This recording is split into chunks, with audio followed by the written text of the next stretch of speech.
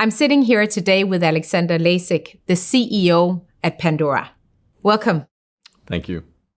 Can you briefly describe Pandora's transformation program for us?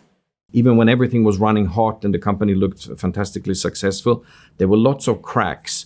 So I think the foundational piece was the analysis that essentially created the baseline for this program, which we call Program Now. And this consists of three big themes.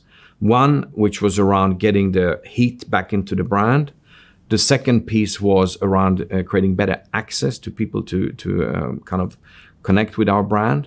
And then the third piece was a big cost reset exercise, which essentially was funding the activities in the previous two. So what has been the impact of Program Now? From a financial standpoint, we now have a business that's healthy. When I joined, our like-for-like development was negative 10%. Now it's more positive than anything else. So it's been kind of a big shift in the momentum of the business. So we've gone from a very shaky, declining situation to now something which is stable and rock solid and is far more predictable. Other than that, we've also built capability.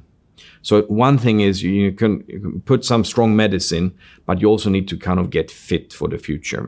So now a much flatter organization, much leaner. We connect the countries with Copenhagen. There's no filter in between. So we try to decomplexify this whole thing. So we are closer to the customer, which I believe is going to be a very important foundational stone for the future. The cost side, how important has that been to also gain credibility? We've taken out something equivalent to 6% of our revenue base in cost. We've taken that out, but we actually reinvested all of it and some. So I think it's been very healthy reallocation of existing resources. The human element of a transformation is critical for success. And you made a number of changes to the people agenda. Can you share with us what's your philosophy?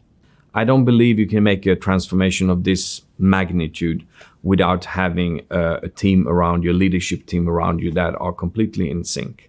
That's probably the first. Then I think the second is you need to get enough disciples throughout the organization. Because again, 10 people or however many were in the executive team cannot turn a ship like this around. It happens through the organization, which then leads me to the third one is you get what you measure.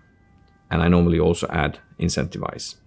So very clear metrics, which have some nice leverage to them if people deliver on the task. You need to identify some big bets, which I think through Program Now, we were very clear on what those were, and then put the energy behind them. When you drive change management, there is resistance. How have you dealt with that as the CEO?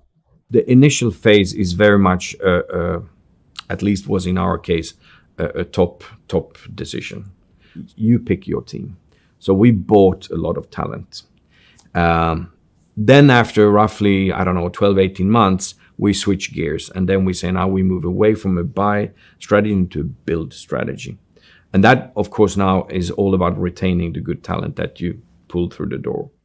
What can other leaders learn from Pandora's transformation journey?